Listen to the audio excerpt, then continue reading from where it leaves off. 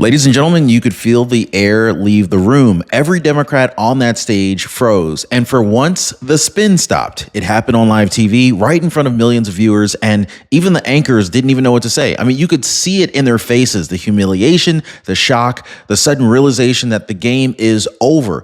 Because just this week, it all came crashing down. The so-called No Kings rally exposed as a multi-million-dollar production funded by the same billionaire network that has been pulling the strings for years. We've been talking about this and we have proof. Nancy Pelosi calls it spontaneous. Yeah, about as spontaneous as a Hollywood sequel with a $300 million budget. You know what I'm saying? I mean, the crowd went silent when the receipts dropped, guys. And then right when Democrats thought it couldn't get any worse, their own DEI darling, Karine Jean-Pierre, completely melted down on CNN. Even Jake Tapper couldn't save her. There was no deflection. There was no identity card left to play, just awkward silence. Meanwhile, polls are imploding. 70% of voters now say Democratic Party is out of touch. Do you guys agree that the Democratic Party is out of touch? Americans are waking up. The mask is off. And tonight, I'm going to break down exactly how it all unraveled, live, raw, and unfiltered. Hit the like button, subscribe, buckle up, guys, because what you're about to hear, this is exactly why the room went silent. And it started like every other softball segment on corporate TV. You know, the smug anchors, rehearsed questions. It's totally fake, okay? The same predictable talking points. It's almost not even worth watching it, okay? But luckily, I sacrificed myself for you and I watched it so I could tell you about it, okay? But this time, it didn't go as planned. Let's just say that when pressed on President Trump's new economic policies, record job growth, rising wages, and trade surpluses, Democrat strategists froze. You could feel the panic. The moment that they were asked to defend Biden-era failures, it was like the air just got sucked out of the studio. I mean, their talking points collapsed live on air. Even the host just sat there wide-eyed as the charts were showing Trump's approval rating surge flashing on screen. Now, for the first time, legacy media was forced to confront what they've been running from all year, the reality that the American people are not buying their narrative anymore. In fact, the silence was deafening. So now we need to talk about the so-called No Kings rally, the so-called No Kings movement. Well, this one, Nancy Pelosi swore was spontaneous. She swore it was organic, it was spontaneous, and that it was by the people. Really? Because it looked a lot more like a stage production than a protest. You know what I mean? Perfectly printed signs, matching shirts. I mean, professionally produced hashtags all rolled out overnight. Yeah, that doesn't sound like grassroots to me, right? Real grassroots movements, they don't come with brand managers and production budgets. They just don't. I mean, we later learned that these rallies were coordinated months in advance with paid media partners, scripted chants, and camera crews planted for viral angles. You can't make this stuff up, guys. They even hired these consultants to shape the optics. What in the world, folks? This wasn't a movement. This was a movie set. The only thing that was missing was a director yelling, "Action," right? I mean, it's political theater, guys. It's disguised as activism, and the audience, the American people, are finally seeing straight through the act. Now, most people don't need to be convinced to protect their money. They already want to do that. They just need someone to ask the right questions. That's what Noble Gold Investments does. They start by asking, do you still trust the dollar to hold its value another 10 years? And most people pause for a second and then they realize, probably not really. Now, that moment of honesty changes everything. Because when you truly see what inflation, reckless spending, and the Fed mistakes are doing to your savings, you don't need a sales pitch. You need a solution that feels right. This is why I personally partnered with Noble Gold Investments, because they guide you with education and transparency and not with pressure. Every day, more and more Americans are calling Noble Gold to learn how to protect their IRAs and their 401ks with physical gold and silver. So maybe ask yourself, what are most people doing that I haven't done yet, right? Now, most people, they're calling the phone number down on the screen right there. It is 877-646-5347, or they're visiting RonYatesGold.com right now. Now, follow the money, folks. Whenever you see the left pretending that something is grassroots, just dig an inch beneath the surface, and that's where you're going to find the same handful of billionaire fingerprints, the Soros network, the dark money PACs, and the shell nonprofits that exist for one purpose: to manufacture fake public outrage. The report showed more than $300 million funneled into these No Kings campaigns. This is money that paid for ad buys. They paid for stage rentals and transportation, and yes, those pre-printed signs. They called it democracy in action. No, it is manipulation in motion. That's the truth, guys. In fact, the people waving those banners, they weren't moved by conviction. They were moved by paychecks. When everyday Americans see billionaires buying protests, meanwhile they're claiming to speak for the poor, the mask falls off, guys. Authenticity, it cannot be purchased, and the left just proved that. Then came Nancy Pelosi and her now infamous press moment, right? This one moment, this is the one that made half the country spit out their coffee. It was crazy, guys. She stood right there, eyes blinking, insisting that the No Kings protests were spontaneous and not political. Not political, Nancy Pelosi? Does anybody believe Nancy Pelosi? Drop a yes or a no down below. From the woman whose party promoted it for months? Really? The same event plastered across CNN and MSNBC? Nancy Pelosi tried to paint a $300 million media blitz as if it was some kind of a backyard block party or something. I mean, but when the reporters pulled up documents showing corporate sponsorships and coordination memos, the narrative collapsed live on camera. In fact, the clip spread faster than wildfire. Even liberal audiences cringed at it. That phony line, oh, it was organic. It was organic. That became the punchline of the week. It wasn't just a spin. It was an insult to the public's intelligence. And the silence afterward said everything. So now, before we move on, let me share something that's been really helping a lot of our viewers lately. Now, Medicare isn't always as simple as it looks. Plans often hide costs in the details, things like rising copays and uncovered prescriptions or network gaps. Guys, this is why I partner with Chapter. They uncover the hidden costs that are buried in your Medicare plan, and they help you to avoid them. Leslie, she thought that her Medicare plan was fine right up until Chapter showed her that she was wasting $1,000 a year.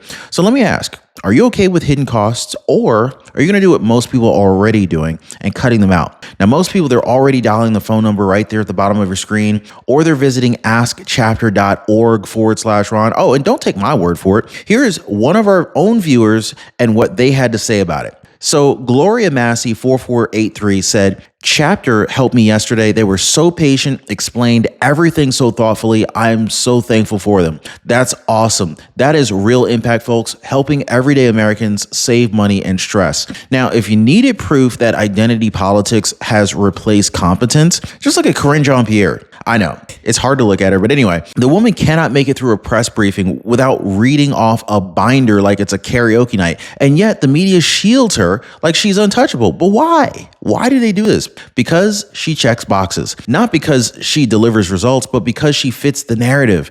The first Black queer woman at the podium. I mean, the administration touts it like it's progress. Americans see it for what it is. It's performance. So when CNN's own panel called her incoherent, you can pretty much see anchors shifting uncomfortably in their seats. And they knew it too. Trump's team communicates strength through clarity. And meanwhile, KJP is the poster child for how the left confuses representation with qualification. Optics over outcomes, labels over leadership. Y'all already know the game, right? So then, of course, the Democrats, they've turned leadership into a diversity checklist, not a meritocracy. So every press release reads like a resume of identity points, right? So first there's this, then there's, first there's that. This is the first, historic first ever. But what about performance? What about results? What about accountability, right? They have built an echo chamber where identity shields failure. So whenever criticism comes, they cry racism, they cry sexism, or some phobia instead of answering basic questions. It's no coincidence that their approval ratings are sinking. Americans are completely tired of politics built on buzzwords instead of backbone. And so when somebody's entire brand is their demographic, not their decisions, the party loses credibility, right? I mean, real diversity isn't skin deep. It is deep thought. It is thought deep, okay? But Democrats, they fear ideological diversity more than anything, because that kind of diversity, real intellectual diversity, that would expose exactly how shallow their movement truly is. And so if the Democrat Party were a movie, it would be directed by Hollywood, funded by Silicon Valley, and written by late night comedians. Everything that they do, it just feels so staged, so fake. The lighting, the cameras, carefully scripted applause lines. You can almost see the teleprompters reflected off of their eyes. This is politics by a production company. Seriously. I mean, you got stylists, you have all of these behind the scenes, behind the sets people. You don't have strategists. You got choreographers. You don't have thinkers. Every protest looks like a film set. Every town hall feels like a talk show. But here's the problem. America's not buying tickets anymore. You can't sell fiction as reality when the audience now has the internet and social media and firsthand experience. We see straight through the filters and the edits. So what used to work in Hollywood doesn't work in real life. This isn't acting class. This is the Oval Office. And then, of course, came the number that rattled the whole Democratic establishment. 70% of voters are now saying that the Democrat Party is out of touch with reality. 70%. Now, that's not a poll. That is an intervention. This is a nationwide wake-up call that the script has failed. Americans are struggling with inflation, border chaos, and global instability. And what do Democrats offer? Pronoun lectures and taxpayer-funded TikTok influencers. Even CNN could not spin that statistic without squirming. This is proof that the American people, we're seeing through the performance. The so-called party of the people, it's become the party of elite pretenders completely disconnected from everyday life. When that poll dropped, guys,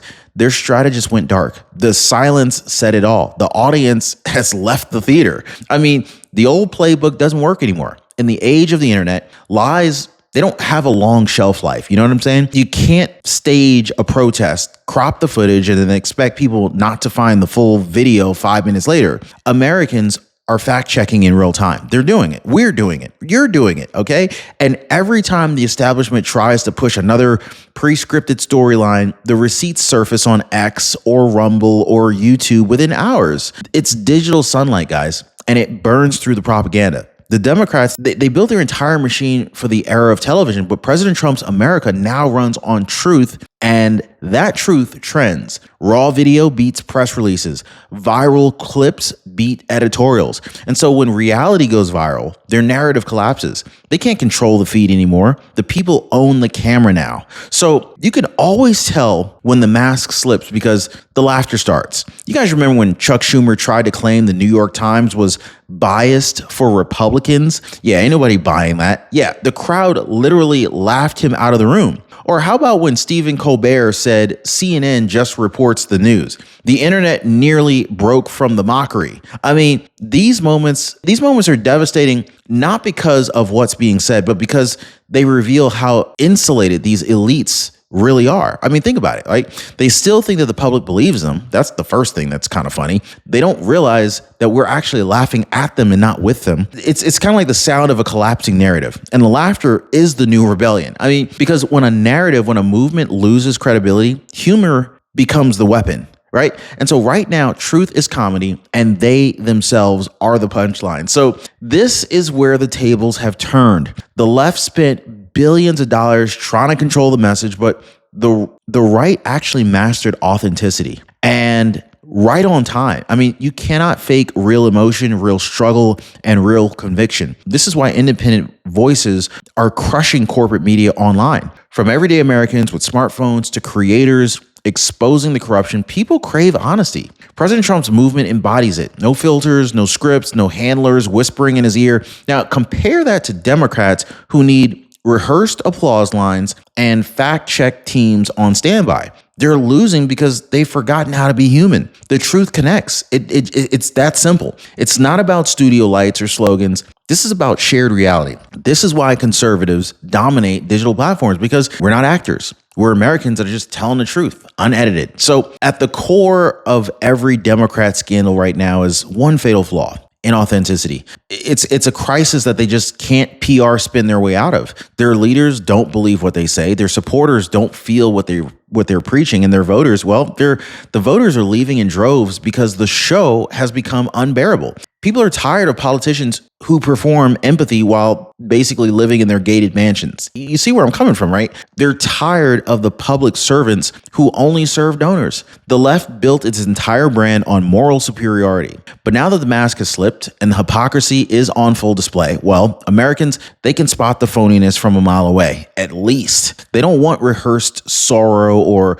staged outrage. They want results. And when performance replaces purpose, collapse isn't a question, it's a countdown. So let's go ahead and connect the dots, shall we? The same billionaires that are funding the protests, they're the ones that are actually controlling the media, the universities, and the political pipelines. They pour millions of dollars into these movements that are labeled for the people, but every decision still flows from the top. They use diversity as a costume, not as a conviction. This is why their leadership looks inclusive, but it actually sounds identical. They've literally perfected the illusion of equality or by keeping power in the same few hands. The media sells like it's gospel, right? Never daring to ask who's actually signing the checks. They will elevate just a few, just maybe a dozen activists overnight if it helps shape the narrative, but that's about it. But the moment that one of those activists steps out of line, gone. Because diversity, it is only celebrated when it serves control. It is not representation. It is literally reputation management. Now, here's the real irony, folks. The Democrats still think it's 1995. I mean, they believe that if they rent a crowd, flash a slogan, and get CNN to replay it over and over and over, the country's going to fall in line. See everything world now. Every microphone, every live stream, every smartphone reveals what's real and what's fake. They rented their enthusiasm, and that rented enthusiasm just cannot survive the kind of exposure that it's getting. In fact, the same supporters that are waving signs are the ones that are walking away 5 minutes later when the cameras turn off, and the public notices that. So once upon a time, long ago, legacy media could edit reality, but now reality edits them. The tactics of illusion are crumbling because the truth no longer needs their permission to broadcast. The curtain's open, the lights are on, and everybody sees the wires. So here's the truth, folks. The show is ending. The lights are dimming on fake outrage, rented morality, and billionaire-funded movements. The question now is this: will you keep watching their performance, or are you just going to walk out the theater and take back your country? The elites script everything. Like what you see, what you say, even how you're supposed to feel. They script it all, but they cannot script reality. They cannot script honesty. That is where you come in, folks. So share the truth, support creators who tell it raw. Don't just scroll, speak, because this new America under President Trump isn't run by actors. It is literally powered by doers and thinkers and patriots who've had enough. The silent majority isn't silent anymore. That's curtains down, guys. The curtain is down, the mask is off, and the applause, well, that belongs to you. Like, subscribe, stay loud, because the truth doesn't whisper. Truth roars.